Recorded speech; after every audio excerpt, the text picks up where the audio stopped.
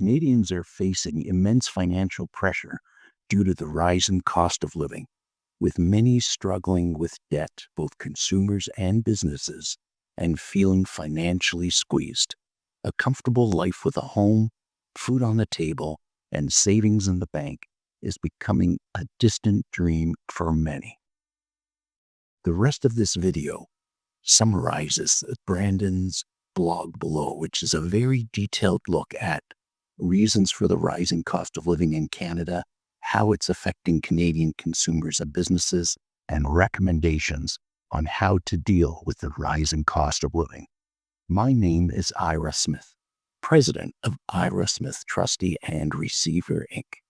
If you are feeling financially squeezed, give either Brandon Smith or myself a call.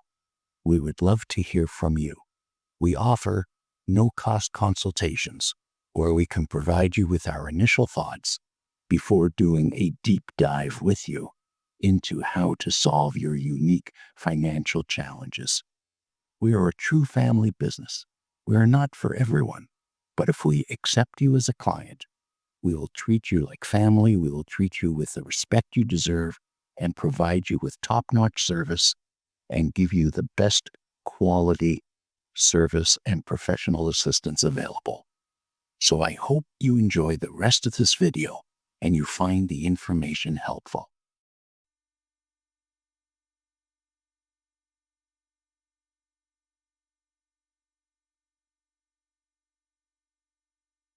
All right, let's get right into it. My name is Fiona Ledger with Ira Smith Trustee and Receiver Incorporated. For generations, there was this promise in Canada: work hard and you can get a comfortable home, put food on the table, and have a secure future. But today, for millions, that promise just feels broken. In this explainer, we're going to unpack the numbers behind the intense financial pressure so many Canadians are facing, and importantly, explore what can actually be done about it. This quote right here really gets to the heart of it, doesn't it? It's that feeling that the goalposts just keep moving further away no matter how hard you run. It speaks to this loss of financial security that, honestly, a lot of us used to take for granted. This isn't just some vague feeling in the air. The numbers are incredibly clear.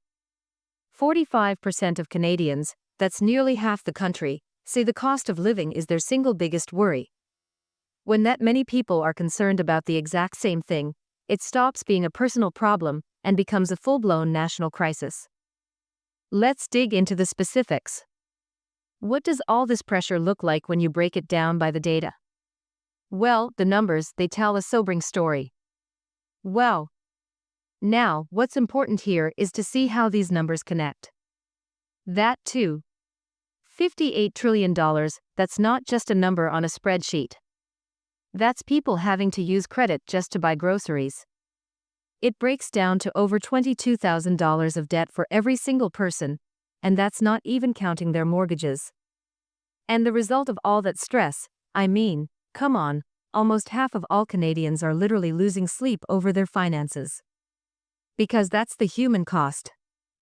Okay, let's move from those huge macro numbers and see how this trickles down into day-to-day life, because behind the trillions and the percentages, you've got real people making impossible choices.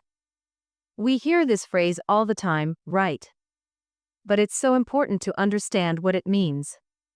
It's a state of constant financial vulnerability. There is absolutely zero margin for error. Just one unexpected thing, one surprise bill, can send everything into a downward spiral. Just look at how quickly things have gotten worse. In just one single year, the percentage of Canadians living this way shot up from 60% to a truly staggering 85%. This isn't a slow creep.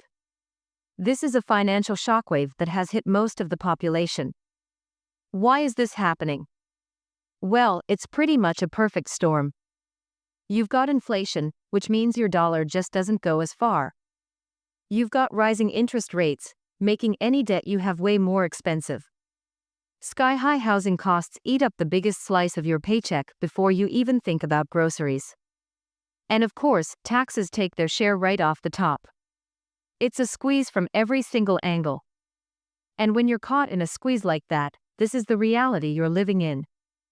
There's just no buffer, no cushion, no safety net for when life, as it always does, happens. This chart really shows how thin that safety net is, or for a lot of people, how it doesn't even exist. A shocking 41% of Canadians have no emergency savings at all. Zero. And if you add the people who don't have enough saved to cover even 3 months of bills, you are looking at 87% of the population being dangerously exposed to any financial shock. Let's make this tangible. Think about a car repair, a sudden dental emergency, or your fridge breaking down. We're not talking about a major catastrophe here. Just a simple, unexpected $500 expense. What happens? Well, the answer is that for more than a quarter of the country, they simply can't cover it. That's it. That's how close to the edge millions of people are living. A single $500 bill could be the thing that pushes them into high-interest debt, just making the whole situation even worse. I mean, when people can't handle a small emergency today, the dream of one day retiring, it just feels like a total fantasy. That word "never" right there, that is just devastating. It represents a fundamental loss of faith in the future. This isn't just an issue for individuals and families. The financial health of regular people and the health of businesses are deeply, deeply connected. When people struggle, you better believe the entire economy feels it. Businesses are caught in the exact same squeeze. Their own costs are going up. Borrowing money is more expensive. Many are still carrying debt from the pandemic. This is the real kicker. Their customers just have less money to spend. It's a vicious cycle. The consequences are severe. A 41% jump in business is going under. That is largest we've seen in over 3 decades. It tells us that many businesses, especially the small and medium-sized ones that are the backbone of our communities, are hitting a breaking point. Okay, that was a lot. It's heavy and it's widespread, but it is not hopeless. So let's pivot and talk about solutions, because there are concrete, actionable steps you can actually take to start regaining some control. Think of this as your starting toolkit. It all begins with the most fundamental step, a detailed budget. You have to see exactly where your money is going. From there, you can start to identify cuts. Then you make a plan to attack that high-interest debt first. Step 4 is critical. Stop the bleeding by avoiding new debt. Then you can start building, even if it's just a tiny emergency fund. And finally, and this is so important, know when it's time to ask for professional help. Because look, sometimes the debt is just too overwhelming for a personal budget to fix. In those situations, it is vital to know that there are formal, government-regulated systems that are designed specifically to help you get a fresh start. The 2 main options are a consumer proposal and bankruptcy.